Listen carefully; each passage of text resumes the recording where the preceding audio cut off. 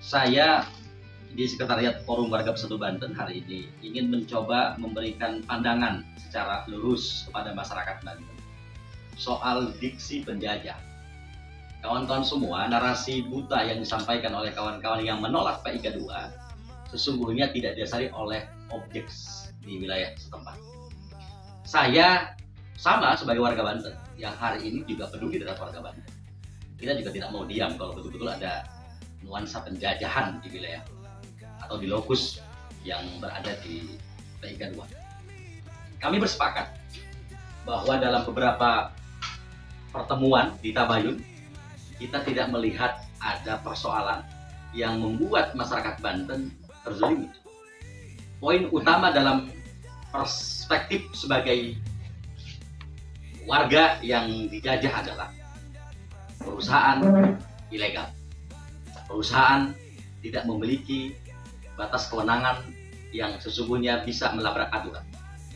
Jika teman-teman hari ini sedang menyuarakan soal keadilan yang masuk dalam circle mereka, persepsi mereka, maka teman-teman pun harus mengorek soal izin, soal pemerintah.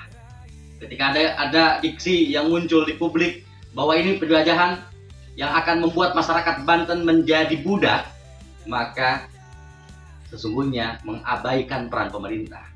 Tidak percaya dengan kedaulatan. Soal kedaulatan adalah soal kewenangan dari negara.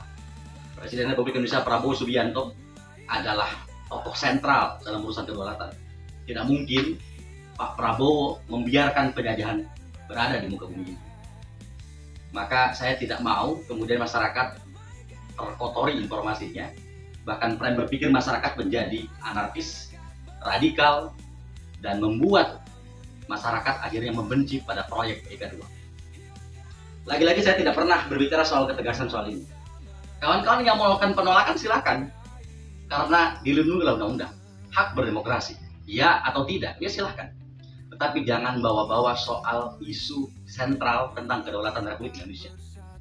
Banten adalah salah satu provinsi yang tentunya melekat dengan Indonesia. Tidak ada istilah bangsa Banten. Karena sudah menggunakan diksi bangsa Banten, maka ini sesungguhnya telah terjadi ungkapan atau narasi makar. Kita sudah bersepakat dengan Pak Nipandar satu bahwa Banten, provinsi lain bersama-sama mengarungi satu simbol negara Republik Indonesia dengan lambang negara Indonesia adalah burung Garuda dan bendera merah putih. Tidak boleh kemudian dikotori oleh narasi-narasi buruk. Saat ini kami belum menemukan ada upaya dari pihak-pihak pengembang, pihak pengusaha, dan jangan hanya PIK 2. Silakan cek, semua investasi yang masuk ke Banten itu berdasarkan izin yang tepat. Saya lebih sepakat kalau kemudian kita juga bersama-sama dengan pengusaha untuk mengembangkan Banten dengan cara kita. Kalau di dalamnya ada intrik, ada oknum yang kemudian membuat masyarakat menjadi terzalimi, kita patahkan itu dengan cara-cara kita. Kami tidak ugal-ugalan semacam itu.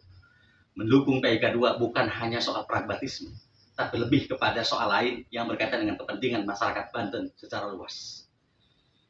Kebijakan Banten Pulih yang akan kami lakukan itu adalah nuansa yang cukup hikmat. Tidak berbicara soal kami mendukung karena soal hal-hal yang berkaitan dengan kepentingan pribadi, tidak. Tapi lebih kepada membangun narasi bagaimana bahwa investasi ini ternyata secara fakta di lapangan didukung oleh masyarakat. Masyarakat lokal, masyarakat yang tidak pernah tersentuh oleh media sosial, menyuarakan bahwa kami juga butuh pekerjaan, kami butuh pembangunan.